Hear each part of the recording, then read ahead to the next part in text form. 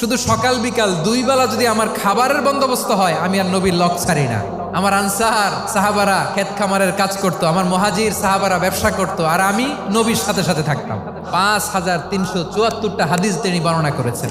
সবচেয়ে বেশি হাদিস বর্ণনাকারী সাহাবী আবু হুরায়রা রাদিয়াল্লাহু তাআলা আনহু। বিড়ালের বাবা কি করতেন? খালি হাদিস মুখস্থ করতেন। হাদিস প্রিজার্ভেশনের কাজে বিশ্বনবী ওনাকে কাজে লাগিয়েছেন। উনি একদিন বলেন, ইয়া রাসূলুল্লাহ আসমাউ মিনকা কাসীরান ফালা আহফাজু। নবী, অনেক কথা শুনি, আমার মনে থাকে না। বিষ্ণু বললেন, তাই তোমার চাদরটা বিছাও। আবু হুরায়রা বিছালেন। বিশ্বনবী হাত বুলায় দিলেন। এরপরে অনেক হাদিস বর্ণনা করলেন। আবু হুরায়রা বলে, তারপর থেকে বিশ্বনবী যাই বর্ণনা করে আমি শুনি আর একটাও বলি না। এখন সুবহানাল্লাহ। বিশ্বনবী ওনাকে নবীর এই যে লক্ষ হাদিস প্রিজার্ভেশনের এই দায়িত্ব দিয়েছেন সাইয়েদনা আবু হুরায়রা রাদিয়াল্লাহু তাআলা আনহুকে। আপনারা কি খেয়াল করেছেন কত বড় চৌকস ট্যালেন্ট হান্টার ছিল আমার নবী? এক একজনের এক এক ট্যালেন্ট, এক একজনকে এক এক দায়িত্ব দিয়েছেন, এক একজনের প্রতিভাকে এক একভাবে বিকশিত হওয়ার সুযোগ দিয়েছেন। আওয়াজ করে বলেন ঠিক কি না?